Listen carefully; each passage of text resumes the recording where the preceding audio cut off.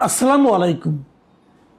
প্রিয় দর্শক, এটা সবাই এখন জানেন, একটা জল্পনা কল্পনা চলছে যে সামনে স্থানীয় সরকার নির্বাচন, এবং এটাও এর মধ্যে জানা গেছে যে স্থানীয় সরকার নির্বাচন হবে নির্দলীয়ভাবে, মানে কোনো দলীয় প্রতীক থাকবে না। কি সেটা মেয়র নির্বাচন হোক, সিটি কর্পোরেশন নির্বাচন হোক, কিংবা ইউপি নির্বাচন হোক, সকল নির্বাচনেই সকল প্রার্থী থাকবে নির্দলীয় প্রার্থী। মানে দলীয় প্রার্থী হতে পারে, কিন্তু কোনো দলীয় প্রতীক থাকবে না, এবং অফিসিয়ালি তারা দলীয় প্রার্থী হবেন না। মানে যখন জিতবেন তখন কেউ বলবে না যে বিএনপি মনোনীত, জামাত মনোনীত অথবা এনসিপি মনোনীত, তা বলবেন না। তার মানে একটা নির্দলীয় নির্বাচন হবে। সব নির্বাচনই নির্দলীয় হয় একমাত্র জাতীয় সংসদ নির্বাচন ছাড়া। জাতীয় সংসদ নির্বাচনটাই দলীয়ভাবে নির্বাচন হয়।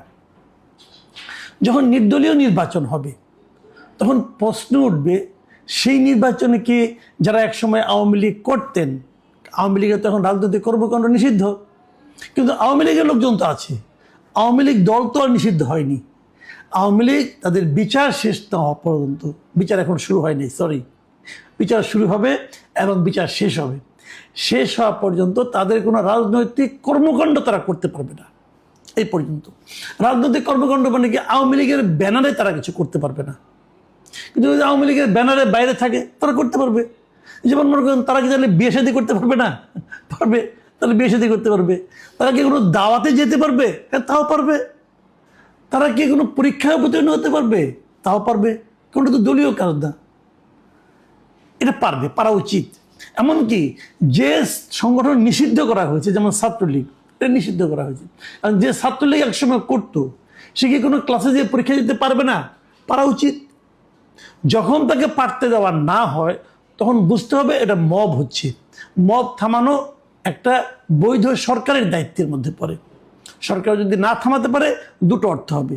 একটা অর্থ হলো সরকার এই মদকে মদত দিচ্ছে, অথবা আরেকটা অর্থ হতে পারে যে সরকার মবকারীদের কাছে অসহায়। এই দুটোর একটা, দুটোর কোনোটাই এই সরকারের জন্য সম্মানজনক নয়। যাই হোক, সেটা অন্য প্রসঙ্গ। প্রসঙ্গ হচ্ছে স্থানীয় নির্বাচন নিয়ে।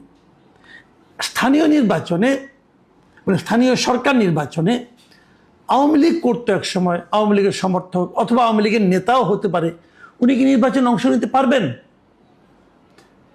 এর একটা প্রাতিষ্ঠানিক, আনুষ্ঠানিক জবাব আজকে পাওয়া গেল। কিভাবে পাওয়া গেল? সরকারের তথ্য ও সম্প্রচার বিষয়ক উপদেষ্টা, মানে প্রধানমন্ত্রীর উপদেষ্টা উনি, তথ্য ও সম্প্রচার বিষয়ক উপদেষ্টা জাহেদুর রহমান, ডাক্তার জাহেদুর রহমান। আপনারা ওনাকে সবাই চিনেন, উনি এর আগে, এই উপদেষ্টা হওয়ার আগে থেকেই বেশ পরিচিত। উনি আজকে একটা সচিবালয়ের তথ্য অধিদপ্তরে একটা সংবাদ সম্মেলন ছিল, এর নিয়মিত প্রতি মঙ্গলবারই হয় মোটামুটি। সেই সংবাদ সম্মেলনে একজন সাংবাদিক ওনার কাছে জানতে চান, আমি কি জানতে চান, পত্রিকায় কীভাবে পেয়েছি, প্রথম আলো পত্রিকায়, আমি হুবহু আপনাদের পড়ে শোনাবো, যাতে নাকি কোনো রকম শব্দের এদিক ওদিক না হয়। জানতে চেয়েছেন যে সামনে স্থানীয় সরকার নির্বাচন শুরু হবে, সেখানে আওয়ামী লীগের যারা বাংলাদেশে আছেন তাদের অনেকেই নির্বাচনে ইচ্ছুক বা নির্বাচনে অংশ নেওয়ার ঘোষণা দিয়েছেন। সরকার সেই স্পেস দেবে কিনা, যেহেতু নির্দলীয় নির্বাচন হতে যাবে, এ বিষয়ে সরকারের অবস্থানটাই বা কি হবে, এই ছিল প্রশ্ন। এই প্রশ্নের জবাবে মিস্টার জাহেদুর রহমান কি বলেছেন শুনেন। কোনো রকম সমস্যা নেই, মানে একজন ব্যক্তি যদি নির্বাচনে অংশ নিতে চান, তিনি যদি আওয়ামী লীগের, কারণ এটা নির্দলীয়, কেউ দলের কথা বলবেন না, এবং তিনি যদি তার প্রচারে, এটা হতে পারে একজন নির্দলীয় ব্যক্তি এলেন কিন্তু প্রচারে আওয়ামী লীগ বা তাদের যা যা বলার সেটা বলেন, তাহলে সেটার সমস্যা হবে। এর বাইরে নির্দলীয় ব্যক্তি তার যে ক্রাইটেরিয়া আছে নির্বাচনটি করার জন্য, সেটি যদি পূরণ করতে পারেন, তিনি নির্বাচন করতে পারেন, নিশ্চয়ই পারেন। তার মানে হচ্ছে যেটা, যে আওয়ামী লীগের যে বক্তব্য, মানে আওয়ামী লীগের যে স্লোগান, আওয়ামী লীগের যে রাজনীতি, আওয়ামী লীগের নেতার প্রতি যে আনুগত্য, এগুলি যদি উনি প্রকাশ্যে প্রচারের মধ্যে না আনেন, তাহলে উনি যদি নির্বাচনের ক্রাইটেরিয়া ফুলফিল করতে পারেন, নির্বাচনের ক্রাইটেরিয়া যেগুলো আছে, ঋণ খেলাপি হওয়া যাবে না, আরও যা যা হওয়া যাবে না, সেগুলো যদি ফুলফিল করতে পারেন, যদি ঠিকঠাক মতো ফর্ম পূরণ করতে পারেন, তাহলে নির্বাচন করতে পারবেন। কে বলেছেন? সরকারের তথ্য বিষয়ক সম্প্রচার বিষয়ক উপদেষ্টা, মানে সরকারের না, প্রধানমন্ত্রীর। উনি প্রধানমন্ত্রীর উপদেষ্টা, মানে এই বক্তব্যটা আসলে প্রধানমন্ত্রীর বক্তব্য, এই বক্তব্যটা আসলে এই সরকারের বক্তব্য। খুবই ইতিবাচক বক্তব্য, আমি বক্তব্যের প্রশংসা করছি।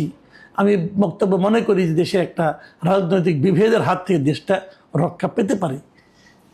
এরপরে একটা প্রশ্ন, আরেকজন সাংবাদিক প্রশ্ন করেন, যদি পদবি থাকে সেক্ষেত্রে, মানে যিনি নির্বাচন করবেন, ধরা যাক তিনি আপনার যিনি হয়তো ধরুন উপজেলা চেয়ারম্যানের নির্বাচন হবে, উনি হয়তো উপজেলা আওয়ামী লীগের সভাপতি ছিলেন, এখন তো কার্যক্রম স্থগিত।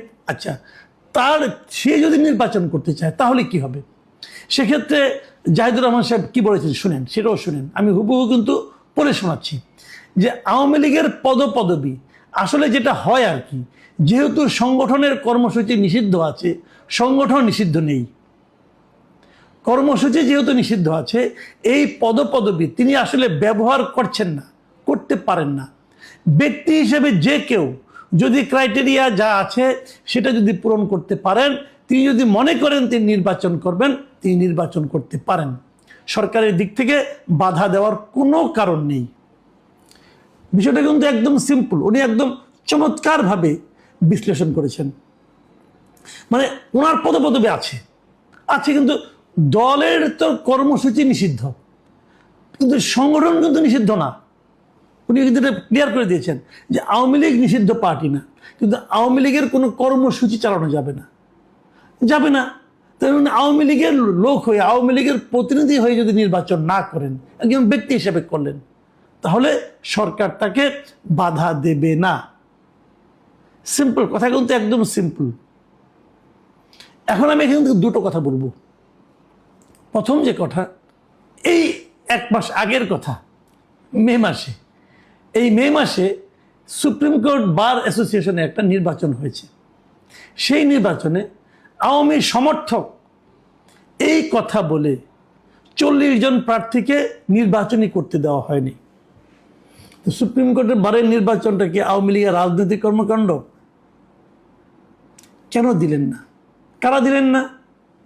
যারা এখন পাশ করেছেন, যে বিএনপি দলীয়রা আছেন, এরা, জামাত, এনসিপি সবাই এক হয়ে গেছে। এই সময় সবাই এক হয়ে যায়, এক হয়ে যে তারা নির্বাচন করতে দিলেন না, এদেরকে 40 জনকে বাতিল করে দিয়েছেন। তাহলে এটার সঙ্গে তো সরকারের এটা মিলল না। আমি কিন্তু জাহিদুর রহমানকে ব্যক্তি জাহিদুর রহমান হিসেবে বিবেচনা করব না এখন, কারণ উনি একটা অফিসিয়াল প্রেস কনফারেন্স করেছেন তথ্য অধিদপ্তরে, এবং উনি প্রাইম মিনিস্টারের তথ্য সম্প্রচার বিষয়ক উপদেষ্টা। সেই হিসাবে আমি মনে করি এটা সরকারের দৃষ্টিভঙ্গি। তাহলে সরকারের এই দৃষ্টিভঙ্গিকে কিন্তু এই সরকার সমর্থিত আইনজীবীরা তাদের সমিতির নির্বাচনে প্রয়োগ করলেন না। তারা কেন করলেন না? নাকি তারা অ্যাবাব গভর্নমেন্ট, নাকি তারা অ্যাবাব পার্টি? এই প্রশ্নটা আমি করতে চাই। বার কাউন্সিলে যারা নির্বাচিত হয়েছেন বার অ্যাসোসিয়েশন নির্বাচনে, এবং তারা যে সমস্ত বড় বড় আইনজীবী এখানে আছেন, তাদের কাছেও আমার এই প্রশ্নটা থাকলো। তাই এই প্রশ্নের জবাবটা দয়া করে আপনারা দেন। আপনারা কি বিএনপির চেয়ে বড় বিএনপি, নাকি নিজেদের প্রভাব প্রতিপত্তি বিস্তারের জন্য বিএনপি? দেখেন, এই সমস্ত লোক যারা নাকি দলের চেয়েও বড় দল হয়ে যায়, যারা নাকি দলের ক্ষমতাকে নিজেদের পেশাগত সুবিধা লাভের জন্য প্রয়োগ করে, ব্যবহার করে, তাদের কারণেই দল ডুবে। তাহলে সুপ্রিম কোর্ট বারের এই নেতারা, ওনারা কি বিএনপিকে ডুবানোর দায়িত্ব নিয়েছেন? বিএনপির প্রতি সাধারণ, ওনারা নির্বাচন করতে দেন নাই, কিন্তু এই জিনিস সারা দেশের মানুষ দেখেছে। বদনামটা কিন্তু আপনাদের হয় না, বদনামটা বিএনপির হয়েছে, বদনামটা তারেক রহমানের হয়েছে। আপনারা তারেক রহমানকে সারা দেশের মানুষের কাছে বিব্রত করেছেন। কেন করেছেন? সেই জবাবটা আমাকে দেওয়ার দরকার, যদি দিতে না পারেন না দিন, দলের নেতার কাছে দিয়ে, তারেক রহমানের কাছে জবাবটা দিয়ে না আপনারা ভাই। দ্বিতীয় কথা, সেটা হলো আমরা কিন্তু সরকারের যে দল এবং সরকার, এই দুটোর মনোভাবটা কিন্তু জানতে পারলাম আগামী নির্বাচনে, মানে আপনার স্থানীয় সরকার নির্বাচনটা কেমন হবে সে ব্যাপারে। পাশাপাশি জানতে পারলাম যে আওয়ামী লীগের যে সমস্ত নেতাকর্মী এই দেশে আছেন, তাদের প্রতি সরকারের মনোভাবটা কি হবে সেটাও আমরা জানতে পারলাম। আমার বিবেচনায় এটা খুবই ইতিবাচক একটা মনোভাব। আমি আবারও বলি, কেউ যদি মনে করেন যে আমি আওয়ামী লীগকে পুনর্বাসন করার চেষ্টা করছি, তাহলে আপনারা ভুল করবেন। আমি কোনো দলকে পুনর্বাসন করার দায়িত্ব নিইনি, পাশাপাশি কোনো দলকে নিষিদ্ধ করার দায়িত্ব আমি নিইনি। আমি একজন সাংবাদিক হিসাবে, এদেশের একজন নাগরিক হিসাবে আমার অবস্থানটা এবং আমার চিন্তাটা আপনাদের সঙ্গে শেয়ার করছি। আমি ফ্রম দ্য ভেরি বিগিনিং, প্রথম দিন থেকে আমি বলে আসছি যে একটা রাজনৈতিক আদর্শকে একটা প্রশাসনিক অর্ডার দিয়ে বন্ধ করে রাখা যায় না। যারা চেষ্টা করেছে, অনেকেই চেষ্টা করেছে, কেউ বন্ধ করে রাখতে পারেনি, বরঞ্চ সেটা আরও শক্তিশালী হয়ে চলে এসেছে। জামাতে ইসলামকে কিন্তু দেশের স্বাধীনতার পর প্রথম যে সরকার ছিল তারা কিন্তু নিষিদ্ধ করে দিয়েছিল, পারেনি। জামাত কিন্তু আবার এই দেশে বৈধ রাজনৈতিক দল হিসেবে তাদের কর্মকাণ্ড পরিচালনা করেছে। আওয়ামী লীগও নিষিদ্ধ করেছিল, সেটাও পারেনি। জামাত আরও শক্তিশালী হয়ে আসছে। সকল রাজনৈতিক দলের ব্যাপারে এটাই প্রযোজ্য। জামাত তো একটা ছোট দল ছিল, সেটাই দেখেন কত বড় হয়ে গেছে এখন। আওয়ামী লীগ আরও অনেক বড় দল। আওয়ামী লীগের নেতা কর্মী সমর্থক সারা দেশে আছে। ওটা কিন্তু যে বন্ধ করার চেষ্টা করবে সেই কিন্তু এই দলটাকে প্রকারান্তরের উপকার করবে।